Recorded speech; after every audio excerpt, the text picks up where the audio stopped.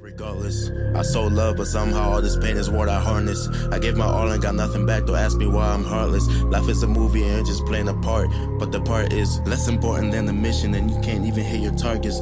That's why cold killers on the scene turn your body to a carcass.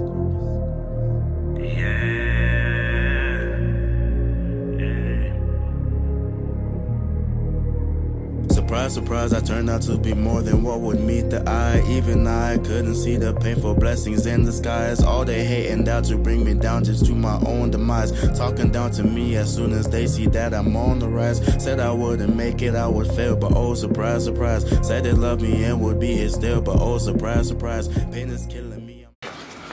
All right, well, thank you guys for joining us on another episode of the Not Your Average Success Story movement. I am here with Jess, man, thank you so much. It was funny. I was walking on campus, finishing up talking to someone, and then bumped into Jess. He was just chilling, kind of ran the idea by him, and he said he was interested in.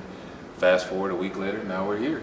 So, cool. Jess, if you don't mind, bro, can you introduce yourself, let us know where you're from, and give an interesting fact? Well, my name is Jesse Perez. I'm from South Texas, and an interesting fact, I have 3 titanium screws in my right hand. What happened? Well, back in high school, I played football, and it was a drill. And, coach said keep going until you get the guy, so I ended up getting him. Well, upon impact, somebody's face mask and his shoulder pad, stopped right in between my hand, breaking the bone. And, I kept going on and ended up getting my fingernail about right here. Man. Yeah, my finger sank into my hand. So I had to quit. It was either get surgery right then or keep playing and get my finger probably cut off. So I got the surgery. Man, what position did you play? I was a right guard and a defensive tackle in him. Okay. So you said South Texas? Yeah, South Texas. What's something, so if you go to South Texas, if you have someone that's visiting, what's one thing that you would say you gotta try or you gotta do? Mainly the restaurants around there. Those are all family-owned restaurants. Good place to go is El Jalisciense. That's a real good one to go to. Okay. There's a lot of other ones out there, but they always have that #1 symbol outside their sign. So Yeah. The best of the business out there. Okay. So you play football here or? No, actually, I'm in powerlifting. That's what. Okay. Powerlifting's my thing now. I was gonna go for football, but I ended up cutting it, just doing powerlifting. Gotcha. Do you got a favorite? Is it events in powerlifting or like? There's 3 lifts. I would say events. Yeah. Okay. There's a squat, bench, and deadlift. What's your favorite lift? Well, I've been flipping around each one, but as of right now, I'm going with the deadlift right now. Deadlift. What you picking up? Well, the most I ever pulled up before my injury, I was pulling up 500. Ooh, yeah. That's a house. Yeah. Cool. Well, Jess, thank you so much for the interesting facts, man. So we're kind of just going to jump right into it. Is there something specific that you had to overcome at some point that you feel comfortable discussing with us today? Yeah, it's basically I started over back. Through my childhood, I didn't really have much. We weren't really, we're the working class kind of people, so it was just born and naturally stuck into my mind to work for everything. And it was some hard times that we went through, changing houses, trying to put food on the table every day. And just at that young age, I had to mature. Not a lot of people have that, but some people have that experience. And, I don't like to brag about my life, but I'm just saying how it was a hard struggle. And all the hardships that I've been through, I just mainly handled it myself. I didn't really ask anybody for help. So I got a lot of mental scars on me. But other than that, I've just been trying to push through everything, trying to have a better life for myself. When I was young, I was told, I think it was my year in elementary, I wasn't doing good.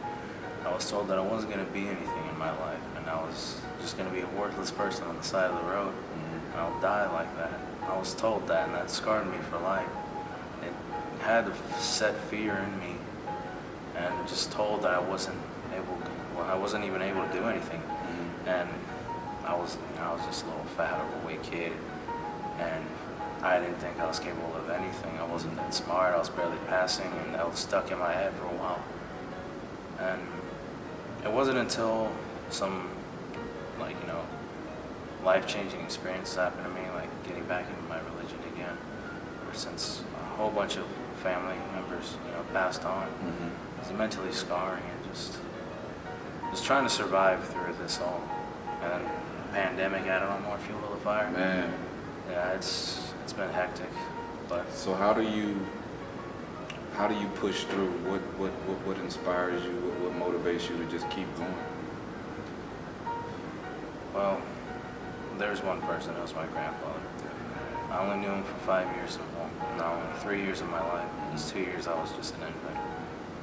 How he was a man that worked so hard. Like, this guy literally built a church by himself. He was always there helping people. He was always there for others. And the hard truth is that no one really was there for him besides his family. And I wanted to be like that, even though his middle name is my name. His name is Saul. So I have that, and I want to keep that honor. I want to keep that going, and that's what fuels me. And then my grandmother, that too, just mainly my family. Yeah. My parents, even though like we had some struggling with the parents, especially my father's side. I still love them because they brought me into this world. And I just want to do good. I want to do something. Yeah. Something that they couldn't do. Yeah. Well, dang, man, that's powerful. It's interesting that you brought up your grandparents and different things like that as motivation and inspiration for you. I lost my grandmother to pancreatic cancer, and this was in 2013, and it's 2022 now, and I still think about her. She pretty much had a hand in raising me to at least 22 years old I was at the time. And like I said, it's not a day that goes by that I don't think about her, but when I do think about her, I try to cherish the good memories, because memories start to naturally fade too. But I try to cling to her morals and different things like that the way she carried herself. Like, my grandmother was a workaholic too. She had her full-time job, which wasn't even really a full-time job. She worked at Church's Chicken, which was a fast food restaurant. She may have brought home every 2 weeks, maybe $600. Every 2 weeks, a grown woman with bills, children and grandkids, and she would, out of that $600, which ain't a lot at all, she would always make sure that her grandchildren were taken care of and different things like that. So, man, to hear that you are trying to continue, your grandfather's and your grandmother's legacy after they're gone, that's definitely inspirational. Was there anything else kind of specific that you wanted to hit on, that you kind of went through and overcame or currently overcoming? Well, besides the family issues and the hardships that we had of just losing people left and right, and going back to my grandfather, he died of heart disease, and that's been flowing in our genes. And me, prior to graduating high school, I injured myself. I popped my rotator cuff. I think I messed up my meniscus, and I couldn't work out for 4 months straight. But I was literally going to give up my dream in powerlifting.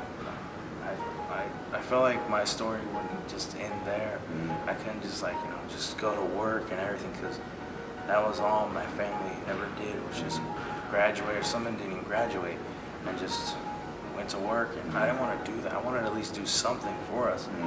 So me having this opportunity to come to college, it's a lot of weight on my shoulders, because if I fail, man, I feel like I come back a failure to my family. So that's why I'm trying really hard to pass my classes, have a good education.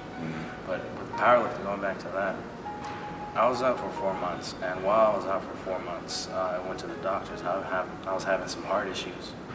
I had high blood pressure and high cholesterol. I was having some issues with my heart, and I thought it runs in the family. So, and it was shocking, because I'm the youngest one so far. I'm having issues already. But I did what the doctors told me, getting back, going to rehab, doing all this stuff. So when I come back from powerlifting. I'll be ready, I'll be prepped. And so far, I have. Being on the pilot team is very, very, very, very impressive to see all those other athletes there. Mm-hmm. And it's a huge, huge honor to be under the name of Midland. It really is a huge honor. Yeah. And I know I've been out of it, but I'm fighting and I'm pushing myself really hard to get back into it. Yeah. I'm getting my strength back. And that's what I'm really happy with. Yeah. Dog, that's super powerful, and I'm glad that you're in a positive headspace with your progression, because you are your biggest critic, but you're also the biggest person that's going to support you. You are your biggest support.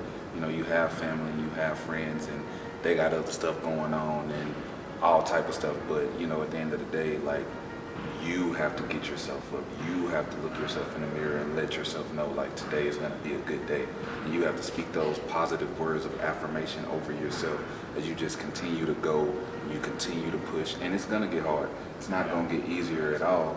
But the situations and the things that you have dealt with and been throughout your life, they're building you up so that you can have that strength for when things get hard. You can look back like, man, I got over that, you know what I'm saying? Even if I didn't mentally or physically get over it, I made it to the next day, you know what I'm saying? So is there any advice that you could give anyone that could be going through that same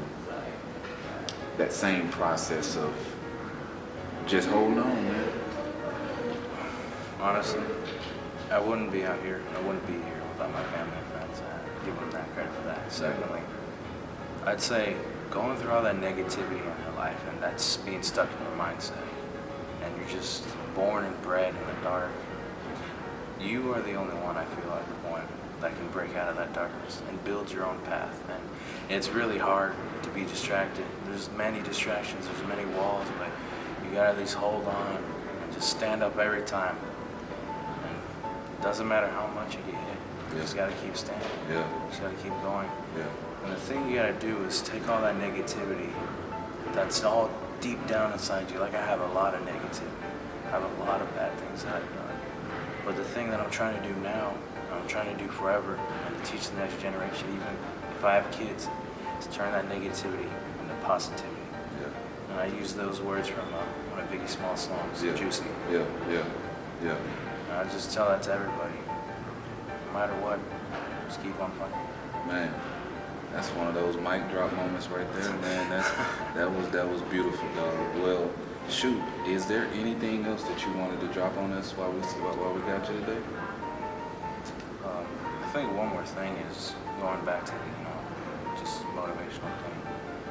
For me, it is family, it is friends, and it's more like this deep inner wanting, because you see everybody have this and that, and you want, but you can't just get to that greediness. And I always say you gotta stay humble, you gotta stay hungry. But what you're achieving can always hit you in the face, because that's what happened to me. I was like, oh yeah, I can live this, I live that. But I didn't think, I wasn't humble.